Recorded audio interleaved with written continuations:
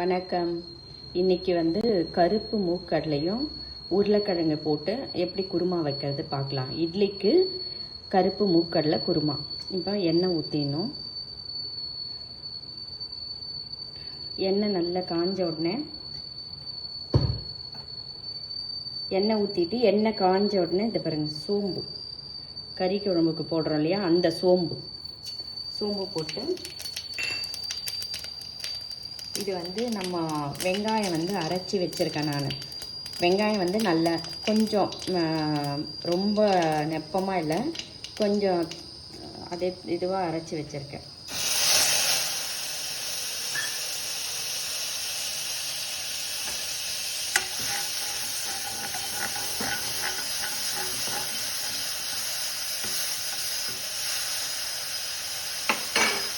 இப்போ தக்காளியும் அதே மாதிரி தான் ஒன்றும் பாதியமாக அரைச்சி வச்சுருக்கேன்.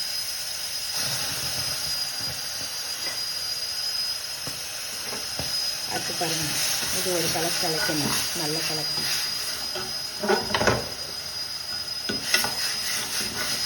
அந்த பச்சை வாசனை போகிற வரைக்கும் கலக்கணும்.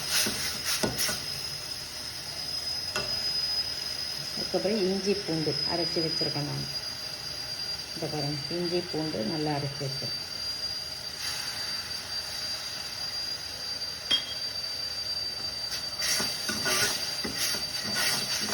மூணும் மிக்ஸ் பண்ணி நல்லா வதங்கணும், அந்த பச்சை வாசனை போகணும்.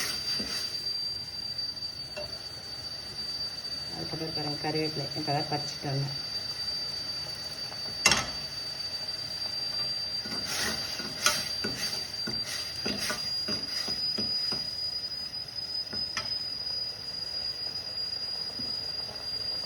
அடுத்து பாருங்கள், கருப்பு மூக்கடலை நல்லா ஊற வச்சு வேக வச்சு வச்சுருக்கேன். இந்த பாருங்கள், நல்லா வெந்துருச்சு.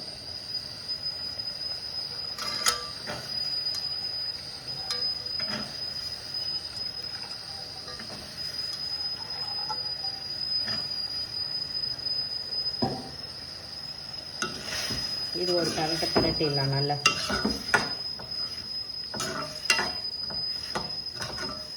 இது ஒரு பரட்டுங்க, நல்லா இதோட மிக்ஸ் ஆகட்டும். உருளைக்கிழங்கு நல்லா வேக வச்சு கட் பண்ணி வச்சுருக்கேன்.